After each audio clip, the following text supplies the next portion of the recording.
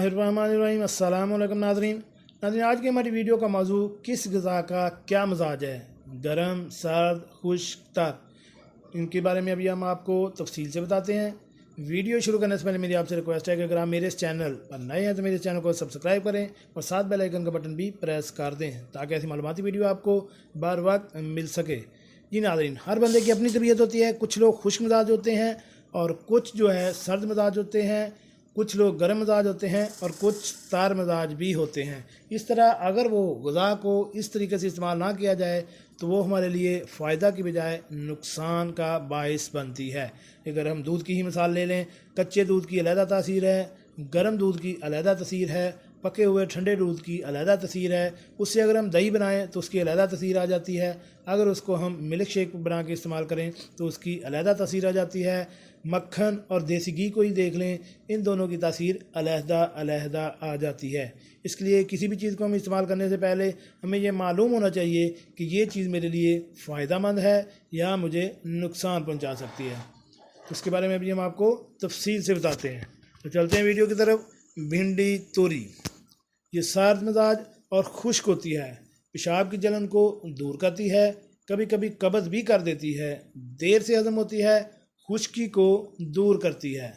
ऐसे नाज़रीन जिनमें ये अलामात पाए जाएँ तो वो भिंडी का अगर आप मिजाज के हिसाब से है तो कम या ज़्यादा इस्तेमाल कर सकते हैं। इसके बाद आ जाता है बैंगन।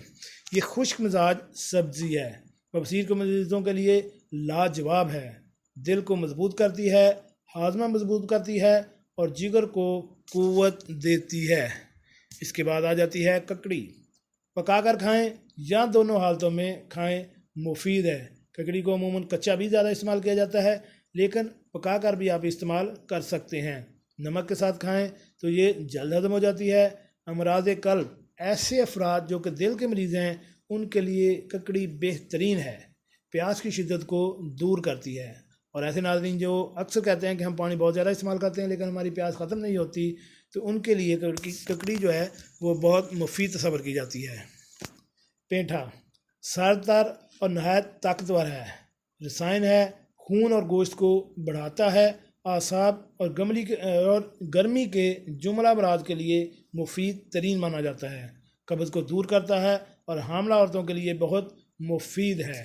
पेठा कद्दू के तौर को अगर आप जानते हैं कुछ हैं, अगर आपने खाया नहीं हुआ या अगर आपने इसका हलवा नहीं बनाया हुआ तो इसको सीज़न में आप लाजमी इस्तेमाल करें। इसके बाद आ जाता है हलवा कद्दू। सरदार मिजाज रखता है और जल्द ये हज़म हो जाता है। ऐसे मरीज़ जो कि मैदे के मरीज़ हों उनके लिए हलवा कद्दू बहुत बेहतरीन है क्योंकि ये जल्दी हज़म हो जाता है, दिल, दिमाग और जिगर को ताकत देता है, पेशाब की जलन को दूर करता है क्योंकि ये ठंडा होता है, इसके मिजाज ठंडा होता है इसकी तासीर। तो ऐसे अफराद जिनको पेशाब की जलन हो तो वो हलवा कद्दू लाजमी इस्तेमाल करें।